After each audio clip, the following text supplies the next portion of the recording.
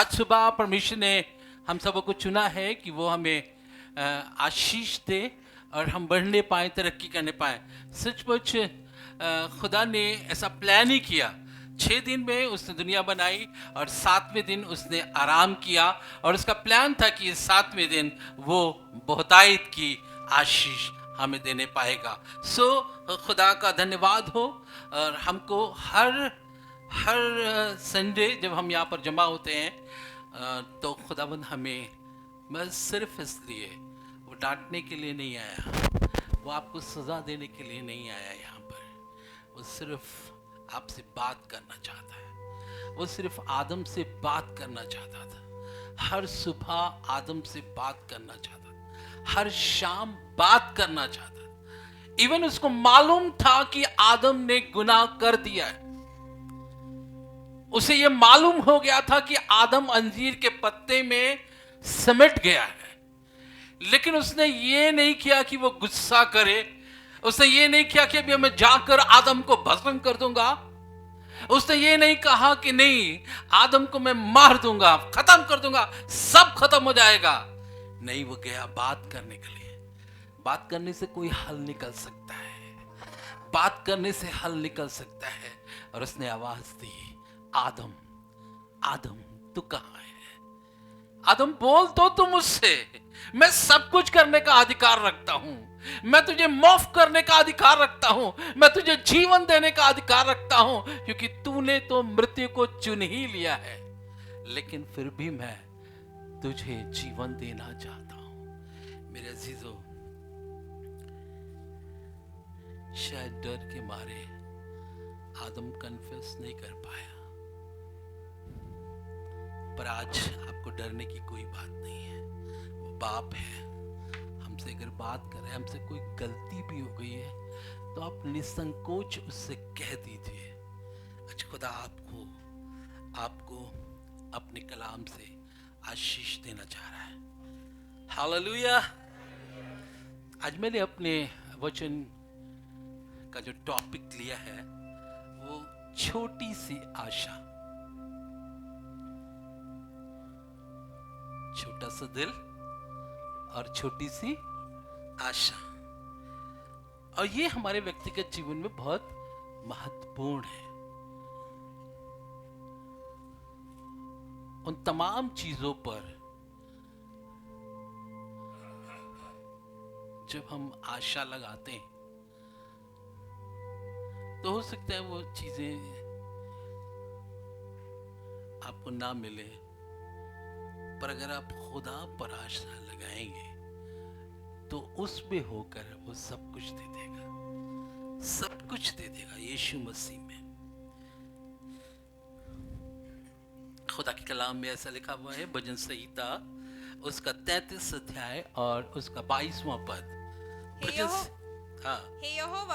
यहोवा, जैसी तुझ पर हमारी आशा है, जैसी तुझ पर हमारी आशा है, वैसी ही तेरी करुणा भी हम पर हो, तेरी करुणा भी हम पर हो।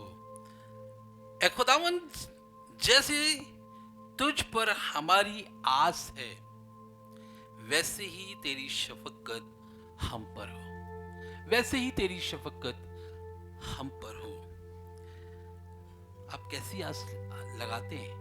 आप कैसी आशा खुदावंद पर रखते हैं? ये डिपेंड करता है आपके ऊपर। मैंने इसलिए टॉपिक रखा है छोटी सी आशा, पर कहना मैं ये चाहता हूं कि खुदावंद में बड़ी आशा रखने की जरूरत है। क्या? बड़ी आशा। और आपकी आशा के अनुसार वो हम पर करुणा करता है। अपनी शफकत जो है वो आपकी आशा के अनुसार होता है।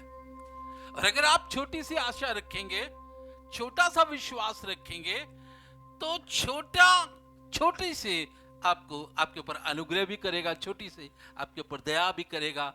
सो खुदावंद बहुत बड़ा है। जैसे दीपराज ने बताया कि खुदावंद स्वर्ग पर विराजमान है और पृथ्वी उसके पांव की चौकी। इतना विशाल हमारा खुदा है, इतना महान हमारा खुदा है।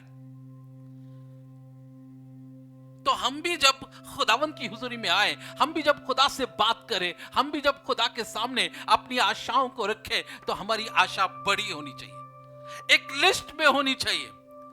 खुदावंद हमें ये चाहिए, हमें ये चाहिए, हमें ये चाहिए, हमें ये चाहिए। मैं आपको बताना चाहता हूं खुदावंद बहुत भला परमेश्वर है, बहुत अच्छा परमेश्वर है। मैं किसी पर कुछ नहीं मांगता, किसी से कुछ नहीं मांगता, पर मुझे अगर कोई चीज की जरूरत होती है तो ये वो जगह है जहां पर मैं आता हूं, हर रोज अपनी लिस्ट को खुदा के सामने रखता हूं और एक आशा और एक विश्वास के साथ। एक दिन मैं यहां पर बैठा हुआ था, मैंने कहा ऑल्टो पुरानी हो गई है, बच्चे बड़े हो गए हैं, अब उसमें हम लोग समा नहीं पाते, हमको बड़ी कार चाहिए, हमको बड़ी कार चाहिए। उम्मीद से ज्यादा जब मैं खुदा से बात कर रहा था, खुदा ने कहा यस चाहिए तो मैं तुम्हें दूंगा। पर मैं आपको बताना चाहता हूं, जब आप खुदा से मांगते हैं तो खुदा बाप ऐसा नहीं करता है कि ठीक है मैं अलाउ करता हूं आप कार ले लीजिए। पर कार लेना बहुत आसान है, बहुत आसान है कार लेना, एक नहीं दो ले लीजिए आप, पर कार का मेंटेनेंस करना उतना ही मुश्किल है। सो मैं इस बात के लिए खुदा से कहता हूं, खुदा बाप जब तू मुझे दे रहा है तो खास काम ये भी करना कि उसके मेंटेनेंस का, उसके पेट्रोल का, उसकी सारी चीजें मेरी जरूरत है। और ये आशा जब मैं खुदा में रखता हूं तो वो मेरी आशा के अनुसार काम करता है। आशा बहुत बड़ी है, बहुत बड़ी है आशा, पर उसके अनुसार काम करने वाला भी तो बड़ा है। वो तो कोई थोड़ा छोटा थोड़ी ना है, या उसके पास पैसे खत्म हो गए या उसकी झोली अब बंद हो गई। लिखा हुआ है आसमान के झरोके खोलकर वो अपरंपार आशीष देगा। पर आप देखिए तो उसके पास, आप उसके ऊपर आशा लगा के तो देखिए आप, इनमें से कोई भी चीज ऐसी नहीं है। यहां पर मैं खड़ा हूं, यहां पर एक से एक चीजें हैं, मेरा घर है, मेरे घर में मेरी बीवी है, मेरे बच्चे हैं, सब ये सब खुदा की मेहरबानी है और उसकी शफकत है जो उसने हमें इनायत की है। पर आपको एक बात करना चाहता हूं, वो आपको भी देना चाहता है। वो पास्टर से प्यार नहीं करता केवल कि सिर्फ पास्टर ही पास्टर आ जाइए और आप ले जाइए, सब कुछ ले जाइए क्योंकि आप मेरी सेवा कर रहे हैं। पर मैं आपको बताना चाहता हूं, हम में से हर एक व्यक्ति, हर एक भेड़ से वो प्यार करता है। और इसीलिए जो है, जब 100 भेड़ों में से एक खो गई तो 99 को छोड़कर वो गया ताकि वो उसे ढूंढकर निकाल कर लेकर आए। मेरे अजीज, आप खुदा की भेड़े हैं, आप खुदा के जन हैं, खुदा आपसे बहुत प्यार करता है। पर एक काम करने की जरूरत है, जैसी आपकी आशा होगी वैसी उसकी करुणा होगी। आप सोचते रखिए, विचार करिए। कभी कभी मैं जो हूं कह जाता हूं, सिस्टर अंजू जो है वो लेक्चरर है नहीं, लेकिन लेक्चरर है, आने वाले समय में होंगी।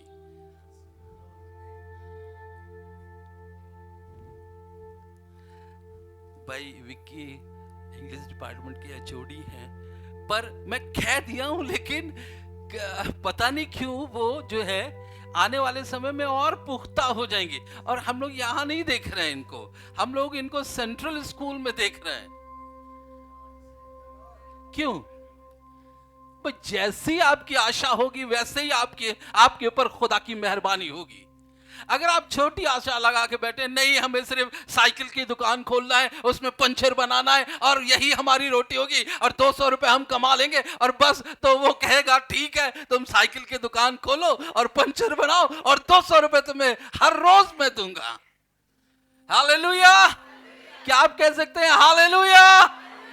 बड़ी आशा के साथ खुदा की मेहरबानियों को रिसीव करिए, बड़ी आशा के साथ खुदा की शफकत को, खुदा की रहमत को रिसीव करिए। भजन संहिता उसका 31 अध्याय और उसका 24वां पद। हे यहोवा पर आशा रखने वालों, हियाव बांधो हियाव बांधो और तुम्हारे हृदय और तुम्हारे हृदय दृढ़ रहे। ये बात कुछ समझ में आती है कि जब हम आशा लगाते हैं तो सबसे पहले हमारा हियाव जाता है, क्योंकि जब खुदा आपको परखना चाहता है, खुदा आपको देखना चाहता है कि कैसी आशा और कितने दिन तक ये आशा लगा के रखेगा। मैं आपको बताना चाहता हूं, वो देखना चाहता है। और उस समय आपका हियाव, आपकी दृढ़ता क्या होगी। खुदा का एक प्लान है। जब वो बहुत बड़ी चीजों का वर्णन करता है तो कहता है हियाव बांधो, दृढ़ हो जाओ। यहोशू जब खुदा के सामने आया तो यहोशू का जो स्वामी मूसा था वो मर चुका था और अब 3 दिन में उसको मुल्क कनान में जाना था। खुदा बात कर रहा है, देखो 3 दिन में मुल्क कनान जाना है। अच्छा, खुदा बाप मूसा जी नहीं है। वो होते तो अपनी लाठी जो है वो यर्दन को मार देते और यर्दन 2 हिस्सों में विभाजित हो जाती और यरियों में सिर्फ हाथ ही रख देते तो यरियों की दीवार गिर जाती। पर वो तो अब है नहीं। वो होते तो काम हो जाता, नहीं वो होते तो काम नहीं। तुम्हारी आशा के अनुसार मैं काम करूंगा। तुमको लेकर मैं आया था कि मुल्क कनान में ले जाऊंगा। तुमको लेकर के आया था कि तुम वहां के अधिकारी होने पाओगे। मेरे अजीजों, जितनी बड़ी आशा है उतना बड़ा खुदा का काम है। मेरे अजीजों, दिखाई दे रहा है तुझे यर्दन, दिखाई दे रहा है यरियो की दीवार, पर मैं तुझसे इस बात के लिए बताना चाहता हूं, इससे पहले कि तेरी आशा न टूटे, इससे पहले तू टकमगाना ना पाए, अपनी आशा को दृढ़ कर ले और अपने हृदय को दृढ़ कर ले और हियाव बांध ले। हियाव बांध ले, क्योंकि अब वो काम करने जा रहा है। हियाव का बांधना बहुत जरूरी है मेरे अजीजों। आप कांपने न लगे, आप थरथराने न लगे, क्योंकि जब खुदा काम करता है तो कोई मामूली काम नहीं करता है, खुदा बहुत बड़ा काम करता है। पर आपको एक काम करने की जरूरत है, हियाव बांधो, तुम्हारे हृदय दृढ़ हो जाए। पहली टीचिंग यहोशू को खुदा ने दी, हियाव बांधो। और तब उसने यर्दन के 2 हिस्से करे। तब उसने यरीहो की दीवार को नींव समेत उखाड़ दिया। तब उसने हित्ती, अमोरी और परिज्जी और कनानियों को उन्हीं के मुल्क में मार दिया और इस्राएलियों को अधिकार दिया। लो, ये अधिकार मैं तुम्हें देता हूं। सो हियाव बांधना बहुत जरूरी है। अगर आपने आशा रखी है बिना हियाव के, बिना हृदय के दृढ़ता के साथ, तो इसका मतलब यह है कहीं ना कहीं कोई कमी आपको ले डूबेगी और आप उसकी रहमत से आसूदा ना होने पाएंगे। इसलिए खुदा चाहता है उसकी रहमत, उसका फजल, उसका अनुग्रह हमारे ऊपर होने पाए। तो आपको हियाव बांधने की जरूरत है और दृढ़ हो जाने की जरूरत है। भजन संहिता उसका 33 अध्याय और उसके 18वें पद को मेहरबानी से देखें। देखो यहोवा की दृष्टि, देखो यहोवा की दृष्टि उसके डरवैयों पर और उन पर जो उसकी करुणा की आशा रखते हैं बनी रहती है। उसकी आंख लगी रहती है जब आप उसके ऊपर आशा लगाते हैं। आप सोचते कि खुदावन हमारे ऊपर करुणा करेगा, तो यह भी मान लीजिए कि यहोवा की आंख हमारे ऊपर लगी हुई है। यहोवा हमें देख रहा है, सही वक्त, सही नियत पर वो अपनी सब चीजें हमको देने के लिए तैयार है। पर आपको एक काम करने की जरूरत है, उसके डरवैये बनने की जरूरत है। जब आप उसके डरवैये बनेंगे, आपको सिर्फ इस बात के लिए मालूम करने की जरूरत है कि खुदा क्या है, खुदा क्या है, खुदा क्या है, खुदा क्या है। मैं आपको बताना चाहता हूँ खुदा बहुत बड़ा सामर्थी परमेश्वर है, पर आपको उसके डर में रहने की जरूरत है, उसकी निकटता में रहने की जरूरत है, ताकि वो आपके ऊपर अपनी करुणा कर सके। दाऊद बहुत अच्छी तरह से इन शब्दों को लिखता है और वो कह रहा है भजन संहिता 39 उसका 7वें पद में, और अब हे प्रभु मैं किस बात की बाट जो हूं, मेरी आशा तो तेरी ओर लगी रहती। मैं किस बात की? इसका मतलब है दुनियावी चीजों को वो नहीं सामने रख रहा है, वो खुदा को सामने रख रहा है। कह रहा है कि अब हे प्रभु मैं किस बात पर तेरी बाट जो, किस बात पर? मेरी आशा तो तेरी ओर लगी हुई है, मेरी आशा तो तेरी ओर लगी हुई है। मेरे अजीजों, हम बातों की ओर आशा लगा रहे थे, हम चीजों की ओर आशा लगाते हैं, पर हमारी आशा हमारे प्रभु यीशु मसीह की तरफ होनी चाहिए, क्योंकि खुदा ने जो ब्लैंक चेक दिया है वो खुदावंद यीशु मसीह में होकर पहुंचता है। सो आंख आप किसके ऊपर लगाएंगे? आप आंख खुदावंद यीशु मसीह पर लगाइए। आपको लगेगा कि खुदावंद बहुत महान है, बहुत सामर्थी है। मरकुस उसका 5 अध्याय और उसका 27वां और 28वां पद। मरकुस उसका 5 अध्याय उसका 27वां और 28वां पद। यीशु की चर्चा सुनकर भीड़ में उसके पीछे से आई और उसके वस्त्र को छू लिया क्योंकि अब सुनने वाली बात यह है, क्योंकि वो कहती थी यदि मैं उसके वस्त्र ही को छू लूंगी तो मैं चंगी हो जाऊंगी।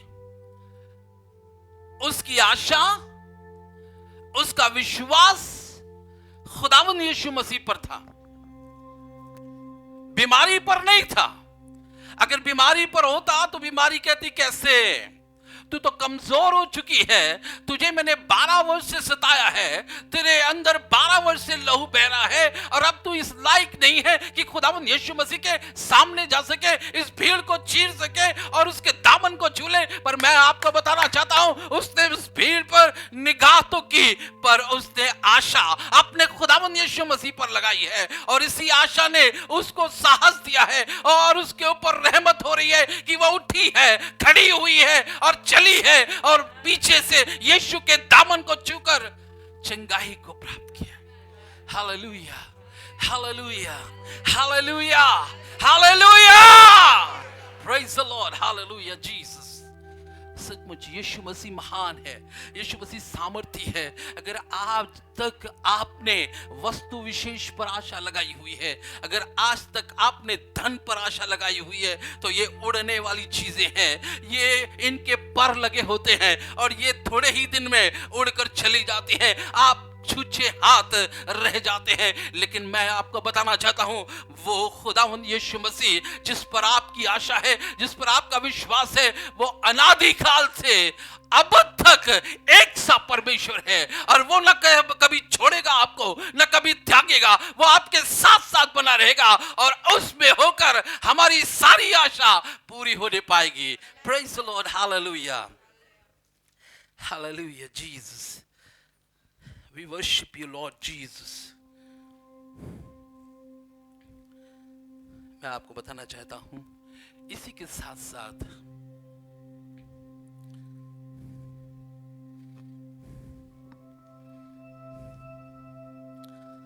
22वें पद को देखिए।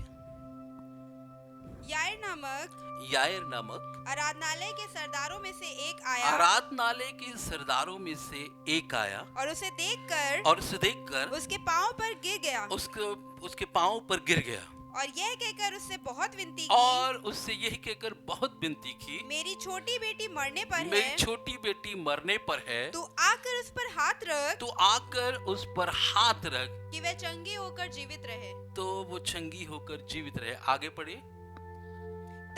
तब वह उसके साथ चला, तब वो उसके साथ चला, और बड़ी भीड़ उसके पीछे होली, और बड़ी भीड़ उसके पीछे होली, यहाँ तक कि लोग उस पर गिरे पड़ते थे। लोग उस पर गिरे पड़ते थे। एक स्त्री थी, हाँ, जिसको 12 वर्ष से बस लोग उस पर गिरे पड़ते थे।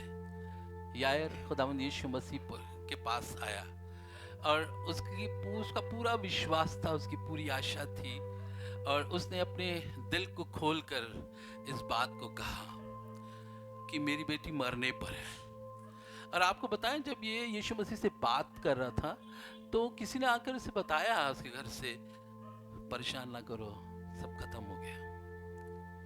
ऐसे ही तो कहते हैं, बस चला गया, बस खत्म हो गया, परेशान मत करो, बस गुरु को परेशान ना करो। पर मैं आपको बताना चाहता हूँ, जब आप बड़ी आशा रखते हैं, जब आपका बड़ा दर्शन होता है, तब उस दर्शन को तोड़ने के लिए कोई ना कोई व्यक्ति आता है। इतनी बड़ी आशा कैसे रख ली, इतना बड़ा दर्शन कैसे रख लिया? मैं आपको बताना चाहता हूँ, वो जमीन और आसमान का पैदा करने वाला खुदा है, उसके पास दर्शनों की कमी नहीं है। बड़े से बड़ा दर्शन वो पूरा करना चाहता है। ओ याहिर, तेरी बेटी मरी नहीं है, ये कह तो रहा है कि मर गई है, ये देख कर आया है मर गई है। अगर तेरे पास आशा है, अगर तेरे पास विश्वास है, और जितनी बड़ी आशा है, उतना बड़ी मैं रहमत करने जा रहा हूं, उतना बड़ा मैं अनुग्रह करूंगा। और मैं आपको बताना चाहता हूं, मना करने के बावजूद खुदावंद यीशु मसीह गया, मना करने के बावजूद उसने यायर की बेटी का हाथ उठाया, उठ, और वो जीती हो गई। मेरे अजीजों, कई बार आप आशा रखते हैं, पर आपकी आशा को तोड़ने के लिए शैतान आपके पास आता है। कई बार आशा रखते हैं, नहीं कोई फायदा नहीं, कैसे हो सकता है, ये बड़ी बड़ी बातें कैसे कही जा रही हैं, ये क्यों हो जाएगा, ये कैसे हो जाएगा, ढेरों सवाल को लेकर शैतान आपके पास आता है। पर मैं आपको बताना चाहता हूं कि खुदावंद इस बात के लिए कह रहा है, खुदावंद इस बात के लिए कह रहा है, जितनी बड़ी आशा होगी उतना बड़ा काम होगा। पर यीशु है, सिर्फ यीशु है, यीशु है। मौत तेरा कुछ बिगाड़ नहीं पाएगी, क्योंकि मौत को मैं लान तान करने की सामर्थ रखता हूं। मौत तेरा कुछ बिगाड़ नहीं पाएगी। ये कह जरूर रहा है कि तेरी बेटी मर गई है, गुरु को परेशान ना कर, पर मैं तुझे बताता हूं, तेरी आशा के अनुसार काम होगा, तेरे विश्वास के अनुसार काम होगा। चाहे कुछ भी हो जाए, होगा, तेरे विश्वास के अनुसार काम होगा। मेरे अजीजों, सिर्फ एक बात याद रखो कि यीशु मसीह के पास आओ और यीशु की बात सुनो, तब तुम्हारी आशा पूरी होगी। यीशु ही तुम्हारी आशा है। बाइबल इस बात को बताती है, प्रेरितों के काम उसका 27 अध्याय और उसका 20वां पद। जब बहुत दिनों से क्रेता से ये रोम को जा रहे हैं, पौलुस ने मना किया, मत जाओ, लेकिन सब तैयार हैं। तब क्या हुआ, बहुत दिनों तक न सूर्य न तारे दिखाई दिए, और तब बड़ी आंधी चलती रही। तो अंत में हमारे बचने की सारी आशा जाती रही। अब कोई चांस नहीं है। देखो सूर्य भी नहीं निकला, देखो आंधियां कितनी चल रही हैं, लेकिन फिर भी ये जहाज के पाल को पकड़े हुए थे, जहाज से लिपटे हुए थे। सोच रहे थे कि शायद जहाज हमें बचा लेगा, जहाज हमें किनारे तक ले जाएगा। उनकी आशा उस जहाज के ऊपर थी, लेकिन जब आंधियां चलने लगी, जब सूर्य और तारे दिखाई नहीं पड़ रहे थे, तब उनकी बचने की आशा जाती रही। अब कोई नहीं बचा सकता, अब कोई नहीं बचा सकता। एक सहारा था जहाज जिस पर हम बैठे हुए थे, एक सहारा था जहाज जिस पर हमारा अनाज रखा हुआ था। अब कोई नहीं बचा सकता। आगे बढ़िए। जब बहुत दिन तक भूखे रह चुके, और जब बहुत दिन तक भूखे रह सके, तो पौलुस ने उनके बीच में खड़े होकर कहा, पौलुस ने उनके बीच में खड़े होकर कहा, हे लोगों, चाहिए था कि तुम मेरी बात मानकर क्रेते से अपने जहाज को ना खोलते।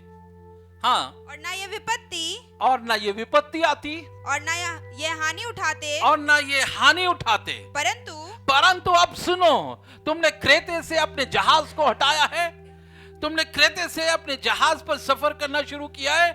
भला होता कि तुम ना करते, लेकिन अब सुनो, मैं तुम्हें समझाता हूँ, मैं अब तुम्हें नसीहत देता हूँ, अब मैं तुम्हें समझाता हूँ कि ढाढ़स बांधो, क्योंकि तुम में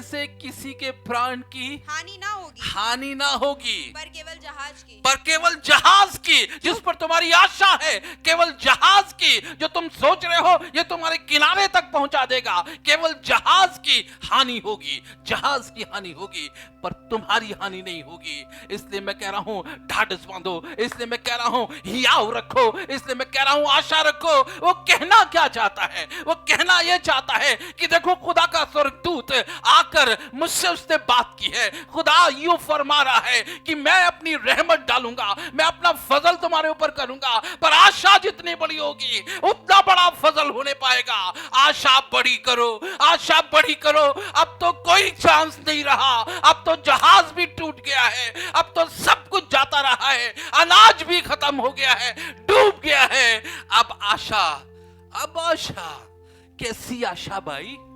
अब आशा हम कैसे रखे? नहीं, बड़ी आशा की बात मैं कर रहा हूं।